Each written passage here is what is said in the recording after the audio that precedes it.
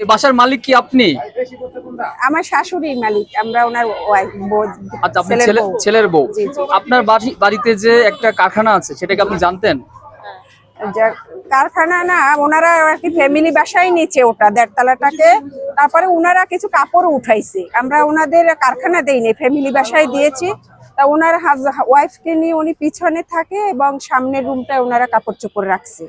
তখন আমরা ওনাদেরকে কমপ্লেন দিছি যে এখানে তো ফ্যামিলি বাসা, এটা রাখা যাবে না এখানে কাপড় চোপড়। তারপরে ওনারা বলছে না, আমরা ম্যানেজ করে নিব, আমরা যেহেতু ব্যবসা করি, ভাড়া দিয়ে থাকি, সেজন্য ওনারা ওই কাপড়ও রাখছে এবং ওনারা থাকেও ফ্যামিলি নিয়ে ওখানে। একটা ফ্যামিলি বাসা তো কখনো গোডাউন হইতে পারে না, সেটাই তো হ্যাঁ। এই যে এখন যে আগুন, আল্লাহ মাফ করুক, এটা ভাইয়ারাও দেখছে যারা মানে পানি নিবেছে, ওনারা ফ্যামিলি থাকে, হয়তো বা আপনারা দেখছেন ওনারা ওখানে থাকে। আমরা গিয়ে দেখতে পেলাম যে কাপড়ের স্তূপ ছিল। হ্যাঁ, আমরা ওনাদের নিষেধ করছি যে এখানে এটা রাখা যাবে না, এটা ফ্যামিলি বাসা। ইভেন তো ওনাদের আমরা ভাড়াও দিতে চাই না, ওনারা আমাদেরকে ঠিক আছে দেন, আমরা থাকবো এখানে, ওই ভুলে ওনারা নিয়েছে এটা। এখন যদি বড় ধরনের কোনো ক্ষতি হতো, সেটা দায়ভার আসলে কে নিত? সেটা ওনাদেরকে এগুলা বলা আছে এবং ওনাদের এই ডিট দেওয়া আছে যে এটা আমাদের ফ্যামিলি বাসা। ওনাদের যখন ভাড়া দিয়েছি আমরা ডিট করেই দিছি ওনাদের সাথে।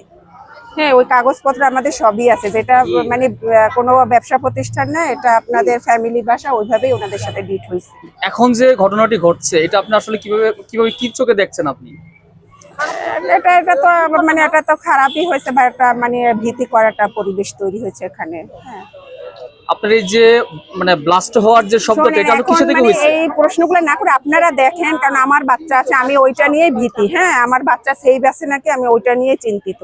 এখন যদি এখানে স্টপ করেন সেটাই আমার জন্য ভালো। আমি বলতে চাচ্ছি যে এখানে যে ব্লাস্ট যেটা হলো, সেটা আসলে কিসের মাধ্যমে হয়েছে? এটা তো আমরাও জানি না, আমরা তো বাসায় বাচ্চাদের পড়াশোনা করাইতেছিলাম, যেহেতু কালকে স্কুল খুলবে, বাচ্চাদের কিছু হোমওয়ার্ক এটা সেটা থাকে, প্রিপারেশন থাকে, 1 মাস স্কুল বন্ধ, আমরা ওইটা নিয়েছিলাম। জাস্ট আওয়াজ পাইছি ওনাদের ওই পাশ থেকে, তারপরে তো আমরাও ভীতি অবস্থায় বের হয়ে আসছি। মানে আপনি যখন সর্বপ্রথম দেখলেন তখন কি দেখলেন? কি অবস্থায় দেখলেন আপনি? মানে একটা আওয়াজ পাইছি, মানে একটা জোরে একটা আওয়াজ পাইছি আমরা।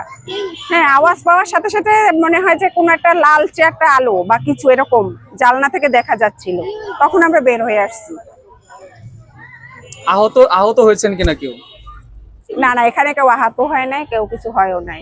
কিন্তু আমাদেরকে তো এর আগে একজন বললেন যে 2 জনকে হাসপাতালে পাঠানো হয়েছে। না, সেটা আমরা বলতে পারবো না, এখানে যারা আছে ওনাদেরকে জিজ্ঞান, আমরা তো বের হয়ে আসছি, সেটা তো বলতে পারবো না। ধন্যবাদ।